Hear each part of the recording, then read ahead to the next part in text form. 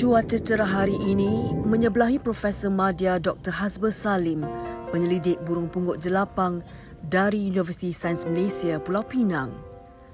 Dr. Hasbah bersama pelajarnya, Sakinah dan Luqman menjalankan rutin bulanan mereka memeriksa sarang burung itu. Dari jam 8 pagi lagi, mereka sudah berada di lapangan.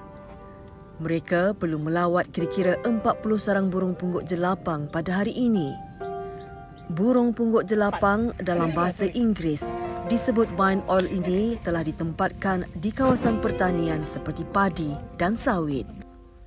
So saya tertarik dengan karakter dia sendiri, karakter fizikal yang begitu comel, tetapi mendapat persepsi yang agak negatif kerana penggunaan nama burung hantu. Sebab burung ni dikenali sebagai burung hantu.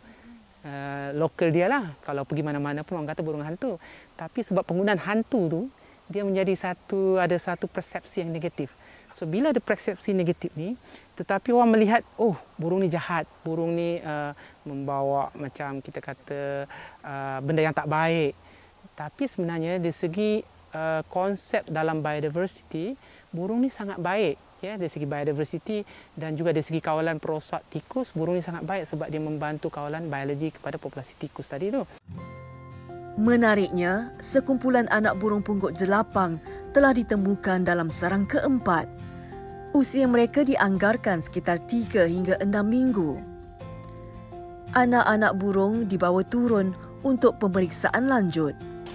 Okay, Puan, yang ni anak keempat lah yang kita bawa turun. Yang ni rasanya yang paling abang. Sebab dia dalam pelbagai peringkat lah. Yang ada yang paling kecil nanti saya bawa kemudian ni. Yang ni rasanya yang paling sulung lah ni. Sebab bulu pelepah dia tu dah macam komplit. Okay? Menurut kajian, 99% diet pemakanan burung ini di kawasan pertanian adalah tikus. Manakala di habitat hutan dianggarkan 80% saja. Selebihnya, anak burung, anak ayam dan serangga. Bayangkan sepasang burung pungut jelapang dengan anak dalam 4 hingga 5 ekor, dia boleh makan sampai 3,000 ekor tikus setahun. Dan burung pungut jelapang ni boleh bertelur sampai 3 kali musim pembiakan sepanjang tahun. Jadi boleh mengeluarkan hasil yang banyaklah sebab telur pun dia boleh keluar sampai in average secara purata dalam 6 hingga 8 biji. Anak akan hidup mungkin saya lah ambil 90%. So setiap sarang tu mungkin boleh keluar 6 atau 7 anak. Setahun ada 3 kali musim membiak. Jadi dia cepat. Dia membiak cepat dan dia boleh mengawal populasi tikus yang membiak sangat cepat.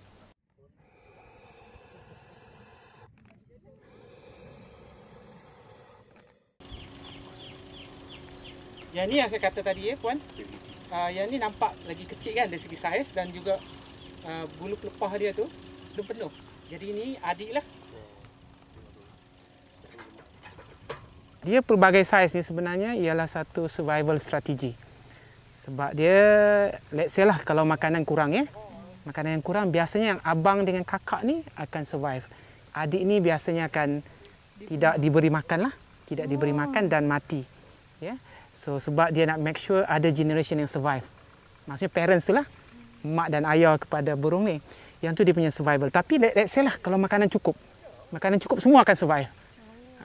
Sebab burung pungut jelapang ni, dia bertelur tu dia bukan bertelur sekaligus. Dia akan bertelur ikut peringkat. Contoh dia telur pertama pada hari pertama. Lepas tu hari ketiga baru telur kedua pula dikeluarkan. Jadi dia ada stages. Sama juga bila dia menetas, dia akan ada stages. Dia akan ada peringkat. Bulu burung jelapang akan tumbuh secara berperingkat. Minggu pertama, hanya bulu-bulu halus sahaja yang meliputi tubuh anak-anak burung. Ia kemudian sedikit demi sedikit diganti dengan bulu pelepah yang sangat lembut. Tempoh matang burung pungut jelapang adalah 2 bulan. Dalam tempoh itu, anak-anak burung turut diberi tikus sebagai sumber makanan. Sang ibu akan memanggil dan memberi daging tikus kepada anak-anak yang masih kecil sehingga ia pandai makan sendiri. Setelah matang, anak burung akan meninggalkan sarang dan mencari rumah baharu. Pada tahun 2014, The Barn Owl and Rodent Research Group, BORG, USM, telah ditubuhkan. Dengan Dr. Hasber sebagai penyelaras, BORG mengkaji lebih dalam keberkesanan burung punggut jelapang dalam mengawal populasi tikus di kawasan pertanian. Pelajar Dr. Falsafah PhD dalam bidang populasi ekologi, Sakinah anak perempuan Ravindran, sudah 8 tahun mengikuti Dr. Hasber sebagai anak didiknya. Kalau burung lain terbang, dia akan hasilkan bunyi tau.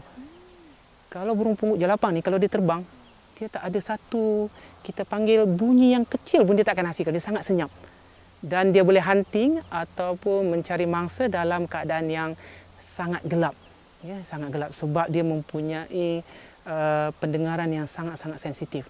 So maksudnya kalau dia dengar tikus tengah bergerak dia boleh pinpoint exact location tempat prey ataupun tempat makanan dia tikus tu, dan sharp dia terus tangkap walaupun dalam keadaan yang sangat gelap lah. So, cara burung punggut akan makan tikus any size pun, dia first untuk bunuh dia akan guna kaki dia, dua kaki cengkam, and then dia akan pegang kaki dia tu grip kat leher tikus, buat tikus tu suffocate. So lepas tikus dah mati, dia biasanya most of them akan first makan kepala dulu. So dia akan guna paruh dia cari kat daging kat leher sampai tinggal tulang je, and then bila tinggal tulang je, dia akan twist and then makan tulang je. And then lepas tu baru dia, kalau tikus tu besar, dia akan sambung cari badan. Kalau tak, dia akan terus telan badan. Memiliki wajah leper berbentuk hati, burung punggut jelapang memiliki paruh dan kuku yang sangat tajam. Ia mampu merobek dan memberi kesan luka yang teruk sekiranya kita dicengkam. Meski burung punggut jelapang tidak menyerang manusia, pengendalian dengan teknik yang betul dapat memberi keselesaan kepada burung dan mengelakkan kecederaan kepada haiwan berkenaan. Okey, Prof kata kita kalau dia terbang, kita kena ikut dia terbang. Dia punya cara dia. So dia kurang pressure dengan dia, dan juga kita lah selamat sebab risau dia punya kuku dia tu. Termasuk dalam kumpulan haiwan noktural, burung punggut jelapang amat aktif pada waktu malam dan tidur pada siang hari. Kebanyakan raptor ni ialah burung pemangsa, kebanyakan mengambil cecair daripada mangsa dia. Dia tak macam contoh ayam kan. Ayam kan kadang dia minum air kan, sebab dia makan macam-macam kan. Macam especially kalau yang ayam kampung yang ada komersial tu, dia makan dedak. So dedak tu kering. So kadang-kadang dia pergi minum air kan. Dan contoh kucing, kalau kita bagi makan, dia kena ada air. Tapi untuk raptor ataupun burung pemangsa, kebanyakan spesies dia, terutamanya dalam kumpulan burung hantu. Burung hantu, banyak lagi spesies dia. Salah satu ialah burung punggut jelapang ni. Burung punggut jelapang dan raptor ni ataupun mangsa ni mengambil cecair, bukan secara minum air, tetapi cecair daripada badan mangsa dia, terutamanya tikus lah kalau burung punggut jelapang. Semasa di lapangan, kelima-lima anak burung ini tidak bertindak agresif. Ia sekaligus memudahkan pensyarah dari Sabah ini melakukan pemeriksaan kesihatan bersama pelajarnya Sakinah. Ukuran kaki dan paruh diambil bagi memastikan tumbesaran mereka tidak terbantut. Selain itu, timbangan berat setiap seekor anak burung juga direkodkan.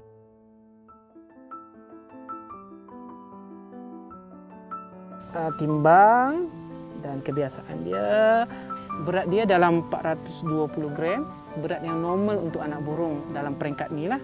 Jadi ni menunjukkan burung ni sihat, cukup makan dan tidak ada penyakit. Let's say lah ya, kadang-kadang bila kita masuk, berat dia 200 gram je. Anak burung dah usia dalam sebulan lebih. So sepatutnya dalam 400 gram lah. Tapi berat dia contoh ya, puan dalam 100 gram je. Jadi burung tu hidup lagi. Kami akan ambil tanggungjawab untuk bawa burung tu ke makmal dan kita akan jaga dia.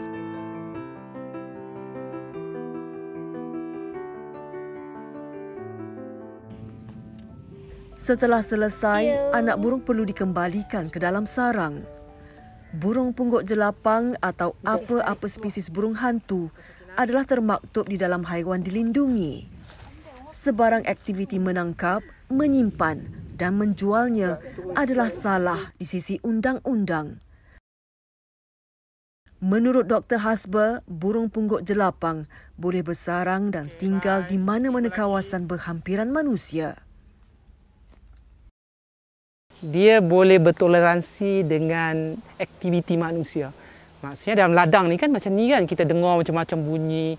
Kadang-kadang ada kenderaan, kadang-kadang ada bunyi mesin, kadang-kadang ada orang buat harvesting. Jadi spesies ni, Taito javanica, burung pungguk jelapang ni, dia boleh bertoleransi. Dia boleh bertoleransi dan dia boleh duduk dengan kita sekali.